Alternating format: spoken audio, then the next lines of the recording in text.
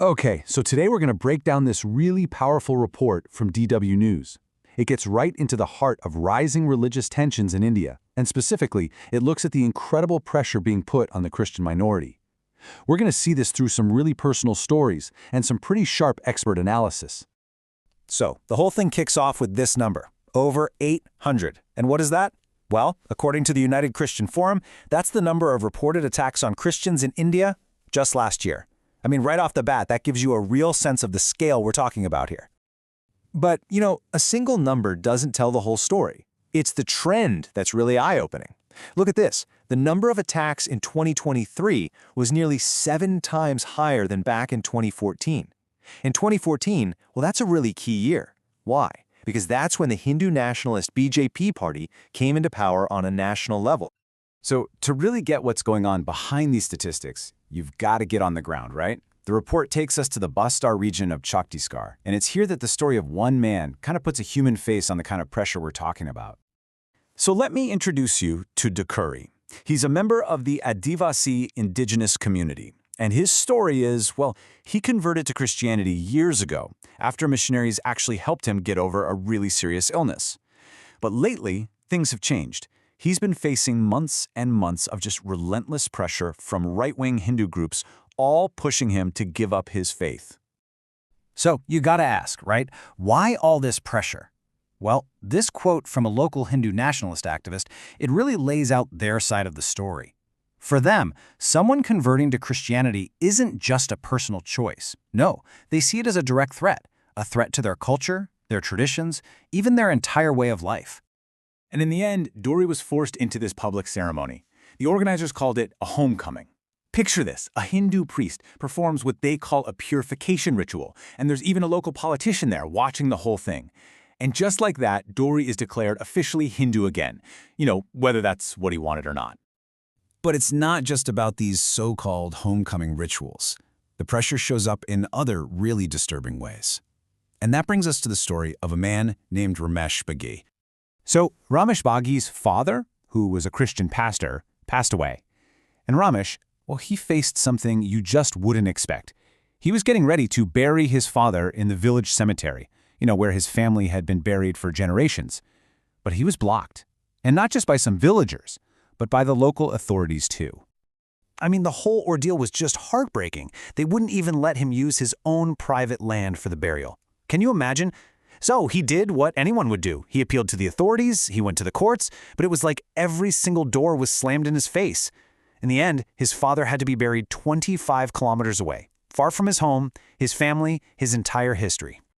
And this is what he said to the authorities. Just think about it. A simple, desperate plea that just perfectly captures how completely helpless he must have felt against this kind of organized pushback. Okay, so we've heard these really personal, intense stories, and they naturally lead to bigger questions, right? Like, why is this happening? And why now? To get to the bottom of it, the report brings in an expert who's been watching this whole situation unfold for decades. And that expert is Reverend Vijay Lal. He's the General Secretary of the Evangelical Fellowship of India. And get this, he's been tracking attacks on Christians all the way back since 1998. His whole point is that these incidents, they're not random. He sees them as a direct symptom of a huge political and ideological shift that's happening across the country. And he points to something really specific, these anti-conversion laws. They're on the books in several states, including Chhattisgarh, which is where Dhuri and Romesh live. And what he argues is that these laws are often so vaguely written that they become a tool, a way to systematically harass and intimidate Christians. Reverend Lal really paints a picture of how much the whole atmosphere has changed. He says that back in the late 90s, the unspoken rule was basically, hey, stay inside your churches, do whatever you want, and we'll leave you alone. But today, he says we aren't even safe in our own homes. He even mentions that a simple birthday party can come under attack. That's a huge shift. So what's the excuse? What's the justification for all this? Well, Reverend Lamalal has a term for it, the bogey about conversion. It's this idea, this narrative, that there are these massive predatory conversion campaigns happening, and right-wing groups use that story to stir up fear and, justify their actions. But here's the kicker. He points out that if you actually look at the official census data, there's just no big spike in the Christian population to back it up. So his analysis brings it right back to politics. He's pretty clear. He says this violence is a direct consequence of a very specific ideology becoming politically powerful. And what is that ideology? Well, he argues it's one that openly pushes for treating religious minorities not as equal citizens, but as, like, second-class citizens. And his final take on the current situation is pretty chilling. It's not just that there's division, it goes way beyond that. It's become so common, so socially acceptable that, in his own words, hatred has been normalized. And it's really important to see that this isn't just about one group. Reverend Lau makes it a point to say that both Christians and Muslims are being targeted. His bottom line is that India has fundamentally changed over the last 20 years. It's like the very social fabric of the country is different now. And that's where this whole thing leaves us, with a really big, unsettling question. Because the stories we've looked at, they're not just about isolated incidents, are they?